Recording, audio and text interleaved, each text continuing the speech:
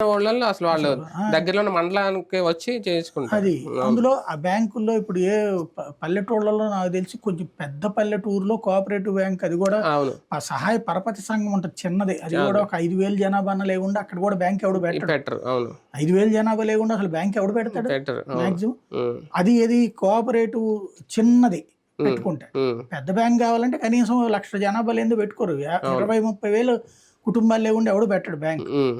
అలాంటి బ్యాంక్ దగ్గరికంటే చుట్టుపక్కల ఎన్ని ఊళ్ళోళ్ళు పోవాలి? ఇప్పుడు ఆ అవును. బ్యాంక్ దగ్గర వేశారు వీళ్ళకి.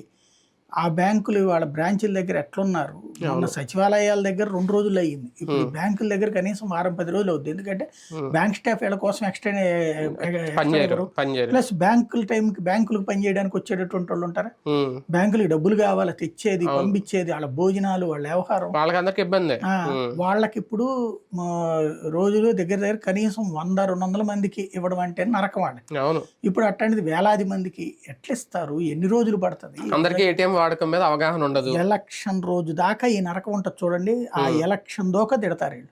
హ్మ్. ఆ తిట్లు నాకు తెలిసి జగన్ తిడతారనుకోండి. హుహు. యాక్చువల్‌గా ఈ రూ. 4,000 అనేది చాలా పాజిటివ్ సిగ్నల్. అవును. కానీ ఈ ఇంపాక్ట్ వలన ఆ ఫీల్ పోయింది. దాన్ని మర్చిపోయారు. అది ఎవరు పెద్ద పట్టించుకోవట్లేదు. అంతే. బాబు వస్తే 4,000 ఇస్తారని. ప్రజలు నమ్మితే మేనిఫెస్టోని, జనసేన నమ్మితే లేదంటే టీడీపీ వాళ్ళు ఎలాగ నమ్ముతారు. వీళ్ళందరూ నమ్మినా కూటమిలో భాగస్వామ్యంగా ఉన్న భారతీయ జనతా పార్టీ ఎందుకు నమ్మలేకపోతుంది? ప్రజలు నమ్ముతారని ఎట్లా నమ్ముతారండి మీరు? తెలుగుదేశం పార్టీలో ఉన్నటువంటి వాళ్ళందరూ అంత సన్నాసులే ఉండరు. జనసేనలో కూడా. దాంట్లో చదువు విద్యావంతులు ఉన్నారు. వాళ్ళకి తెలుసు. ఇదొక ట్రాప్ అనేది కూడా తెలుసు.